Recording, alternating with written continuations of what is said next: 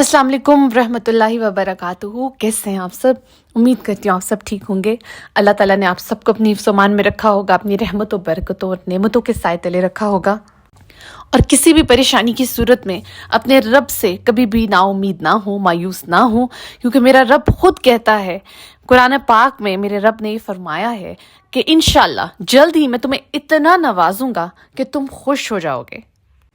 और मेरा रब अपने सबसे अजीज़ और पसंदीदा बंदों को आजमाता है, और हमारा ये मकसद होना चाहिए कि हमने उस आजमाइश पर 100% पूरा उतरना है। हमने फेल नहीं होना, हमने शैतान को फेल करना है जो हमें वसवसे डालता है। आज की वीडियो के टाइटल से आपको ये बात तो समझ में आ गई होगी कि आज की वीडियो जो है ये ख़ास तौर पर उस अमल से रिलेटेड है जो आयतल कुर्सी में छुपा हुआ है, और हमने इसे डीकोड करना है। हमने उस इंफॉर्मेशन को डीकोड करना है, उस ख़ास अमल को डीकोड करना है जो अल्लाह ताला ने आयतल कुर्सी के अंदर रखा हुआ है। जो हमसे पहले लोग थे ना, जो बुज़ुर्ग थे, उनकी सबसे अच्छी बात ये थी कि वो दुआएं मांगते थे। और हमारी दुआएं इसलिए कबूल नहीं होती क्योंकि हम दुआएं मांगते नहीं हैं, हम दुआएं पढ़ते हैं। हमारी दुआओं में, हमारी दुआएं मांगने के तरीक़ों में वो तड़प नहीं है जो उन लोगों के दुआओं में तड़प होती थी, जिस तरीके से वो मांगते थे। हम मांगते नहीं है ना, हम पढ़ते हैं। तो आज मैं आपको बताने लगी हूँ कि आपने क्या दुआ मांगनी है, और उसको आपने मांगना है। उसे आपने सिर्फ पढ़ना नहीं है, उसे आपने सिर्फ एक्सपेरिमेंट के तौर पे नहीं पढ़ के देखते हैं कि इस अमल को करने से कुछ होता है या नहीं होता। आप इस अमल को तभी करेंगे अगर आपके अंदर इस अमल को करने की तड़प है, और फिर देखिए कि आपके वो तमाम काम हो जाएंगे जो आपको नामुमकिन लगते हैं इंशाल्लाह। और क्या आप जानते हैं कि आयतल कुर्सी की इतनी फजीलत क्यों है? आयतल कुर्सी की इसलिए इतनी फजीलत है क्योंकि अल्लाह ताला ने आयतल कुर्सी के अंदर अपनी बादशाहत की कुर्सी को बयान किया है। अपनी बादशाहत को अल्लाह ताला ने वाज़िया किया है। और इस आयत में अल्लाह ताला की जितनी भी बरक़ात हैं, जितनी भी नेमतें हैं इस दुनिया के अंदर, उनका जिक्र किया गया है, और कहा गया है कि अल्लाह ताला ही हर चीज़ के ऊपर मामूर, अल्लाह ताला ही हर चीज़ को पैदा करने वाला है। यानी जितनी नेमतें, जो कुछ आपके जहन में आता है इस दुनिया में, इस दुनिया से बाहर जो कुछ भी आप सोच सकते हैं, जो कुछ इस दुनिया में मौजूद है, वो सब किसने पैदा किया है? वो अल्लाह ताला ने पैदा किया है। तो डेफिनेटली इस सूरत के ज़रिए से अल्लाह ताला, इस सूरत के वसीले से आपको हर वो नेमत अता कर सकता है जिसके बारे में आप सिर्फ सोच सकते हैं। लेकिन इससे पहले मैं आपको एक वाकया बता देती हूँ। एक खातून थी, तो उनकी 2 बच्चियां थीं। खामंद उनके फौत हो चुके थे, और वो सिलाई कढ़ाई का ये काम करती थी, कुछ घरों में भी काम करती थी। ज़्यादा पढ़ी लिखी नहीं थी, तो इसलिए जॉब वगैरह उनको मिलती नहीं थी। तो बड़ी मुश्किल से उनका जो है ना गुजर बसर हो रहा था, और परेशान भी रहती थी। ज़ाहिर है उनकी बच्चियां जो थीं वो वक्त गुजरने के साथ साथ जवान हो रही थीं, और घर में जो थे वो खाने पीने के ही लाले पड़े रहते थे। तो उनका मिलना जो है एक और ख़ातून के ज़रिए, मेरे उस्ताद मोहतरम हैं, उनसे हुआ।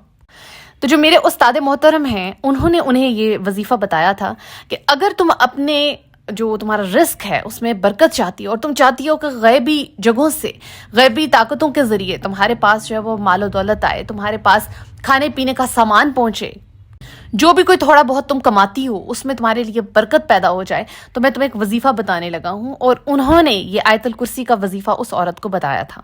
और अब आप बहुत ध्यान से सुनिएगा कि ये वजीफ़ा क्या है। ये वजीफ़ा मैं आपको बताने लगी हूँ। यहाँ से आपने वीडियो को एंड तक देखना है ताकि आपके कोई सवालात बाकी ना रह जाएं। जैसा उन्होंने बताया था, जिन अल्फाज में बताया था, वही अल्फाज मैं आपके सामने बयान करने लगी हूँ, और हूबहू आपने वैसे ही करना है। ईशा की नमाज के बाद, जब आप ईशा की नमाज पढ़ लेते हैं, तो ईशा की नमाज पढ़ने के बाद या तो वहीं पर मुसल्ले पर, जब आप वज़ू में हैं, वज़ू इसके लिए करना लाजमी है, पाक होना ज़रूरी है। ये बात मैं इसलिए मेंशन कर रही हूँ कि वो ख़वातीन जो मुझसे अक्सर पूछती हैं कि हमारे अगर ख़ास आयाम चल रहे हों, तो लाजमी है कि आपके ख़ास आयाम ख़त्म हो चुके हों, आप पाक हों, साफ़ हों, फिर आपने वज़ू कर लेना है। या तो आप इशा की नमाज के बाद ये काम कर लें, या अगर आप इशा की नमाज पढ़ चुके हैं और उसके बाद आपको कुछ वक्त मिलता है सोने से पहले, तो आप वज़ू कर लें। शुरू में आपने 3 बार दरूद शरीफ पढ़नी है, जो दरूद इब्राहिमी है, जो हम नमाज में भी पढ़ते हैं, ठीक है? वो 3 बार आपने पढ़ना है, और उसके बाद 7 दफ़ा आयतल कुर्सी आपने पढ़नी है। 7 बार, 7 दफ़ा आप आयतल कुर्सी पढ़ेंगे, और आखिर में एंड पर आपने दोबारा 3 दफ़ा दरूद इब्राहिमी पढ़ लेनी है। یہ عمل ہر رات آپ نے عشاء کی نماز کے بعد کرنا ہے، یا عشاء کی نماز کے بعد یا عشاء کی نماز کے بعد، جس وقت بھی رات کے کسی پہر آپ کو وقت ملتا ہے آپ یہ کر سکتے ہیں۔ بہت زیادہ سوال یہ بھی آتا ہے کہ کیا ہم تہجد میں کر سکتے ہیں؟ جی ہاں، تہجد ایک بہت بہترین وقت ہے، تہجد جیسا وقت تو کوئی اور ہے ہی نہیں۔ تو اگر آپ تہجد کے ٹائم بھی یہ وظیفہ کرنا چاہتے ہیں تو آپ اس وقت بھی کر سکتے ہیں۔ یقین جانیے آپ کے پاس اتنا مال و دولت ہوگا اور غیبی طاقتوں سے، خدا کی قسم اللہ تعالیٰ اپنی غیبی خزانوں سے آپ کو اتنا نوازے گا کہ آپ خود دنگ رہ جائیں گے۔ اور وہی خاتون جن کا میں ذکر کر رہی تھی کہ وہ بیوہ تھیں، اللہ تعالیٰ نے انہیں اتنا نوازا، بہت اچھے گھر کے ساتھ، بہت اچھی ان کی اپنی کنوینئنس تھی، اپنی سواری تھی، ٹھیک ہے، میں یہ نہیں کہوں کہ بہت بڑی گاڑی، لیکن بہت اچھا ان کا طرز زندگی جو تھا وہ ہو گیا تھا صرف ایسے ایک وظیفے کی وجہ سے۔ ماشاءاللہ ان کی دونوں بچیاں جو تھیں وہ بہت اچھے اسکول میں جا کر تو پڑھنا شروع ہو گئیں، اور وہ خود کہتی تھیں کہ مجھے سمجھ نہیں آتی کہ اللہ تعالیٰ مجھے کہاں کہاں سے نوازتا ہے، اور انہوں نے اپنا یہ معمول بنا لیا تھا، یہ معمول تھا ان کا کہ رات کے وقت انہوں نے یہ کام کر کے، یہ عمل کر کے سونا ہے۔ لیکن یہاں پر آپ یہ چیز نوٹ کریں کہ یہ عمل ان کے لیے اس لیے کام کیا کیونکہ ان کے دل میں، ان کے دماغ میں اس کے لیے تڑپ تھی، وہ بہت مجبور تھیں۔ ان کے پاس، جیسے میں نے بتایا، کہ کھانے پینے کی بھی کمی تھی، تو ان کے دل میں جو تڑپ تھی انہوں نے اس تڑپ سے اللہ تعالیٰ سے مانگا، انہوں نے محتاج بن کے مانگا، انہوں نے اللہ تعالیٰ پہ پورا یقین رکھ کے اللہ تعالیٰ سے مانگا، اور پھر اللہ تعالیٰ نے انہیں نوازا۔ اور کیا آپ جانتے ہیں کہ آیت الکرسی توحید کے عظیم ترین خزانوں میں سے ہے، ماشاءاللہ، سبحان اللہ۔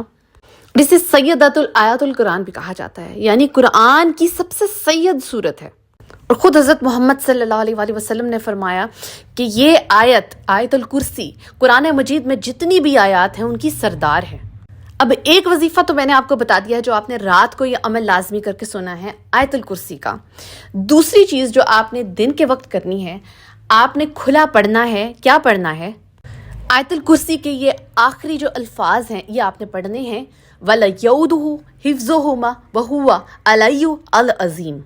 اور بے شک آیت الکرسی تو ہر انسان کو زبانی آتی ہے، اور یہ لفظ بھی آپ کو یاد کرنے کی ضرورت نہیں، کیونکہ مجھے یقین ہے کہ آپ کو پہلے سے آتے ہوں گے۔ یہ آخری الفاظ جو آیت الکرسی کے ہیں، جس میں اللہ تعالیٰ کے نام کا بھی ذکر کیا گیا ہے، آپ نے اسے دن میں کھلا پڑھنا ہے، جتنا پڑھ سکتے ہیں۔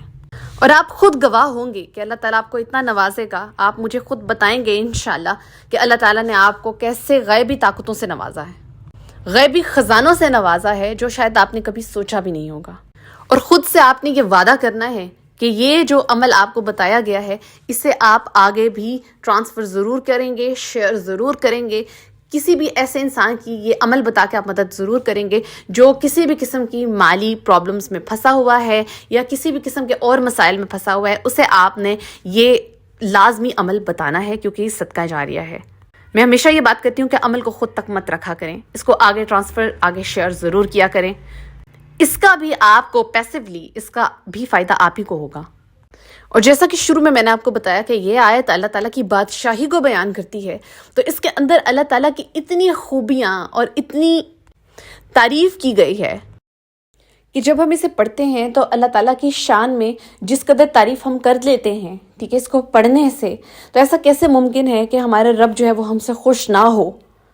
جب اتنے خوبصورت الفاظ میں ہم اسے پکاریں گے، اتنے خوبصورت الفاظ میں ہم اس سے مدد مانگیں گے، آیت الکرسی جیسی عظیم آیت پڑھ کر ہم اللہ تعالیٰ سے اس کے وسیلے سے اگر مانگتے ہیں تو یہ ممکن ہی نہیں کہ اللہ تعالیٰ ہمیں عطا نہ کرے، ہمارا رب ہمیں عطا نہ کرے۔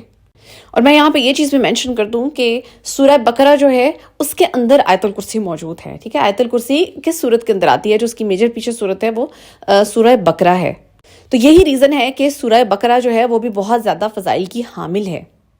اس لیے اگر آپ کے گھر میں سورہ بقرہ پڑھی جاتی ہے، یا اگر آپ آیت الکرسی پڑھتے ہیں، جو کہ عمل میں نے آپ کو بتایا آپ یہ بھی کرتے ہیں، تو کسی قسم کی بھی اگر آپ کے گھر میں نیگیٹو انرجی ہے، ٹھیک ہے، یا کسی بھی قسم کی کوئی شیطان جو ہے وہ اپنی نیگیٹیوٹی پھیلاتا ہے، نحوست پھیلاتا ہے، یا ایسی ایکٹیویٹیز کرتا ہے جس کی وجہ سے آپ کو نقصان پہنچتا ہے، ٹھیک ہے، چھوٹے شیاطین ہوتے ہیں، وہ ہمارے گھروں میں کچھ ایسی ایکٹیویٹیز کرتے ہیں جن کی وجہ سے ہم پریشان ہو جاتے ہیں، ہمیں چھوٹے موٹے نقصانات اٹھانے پڑتے ہیں۔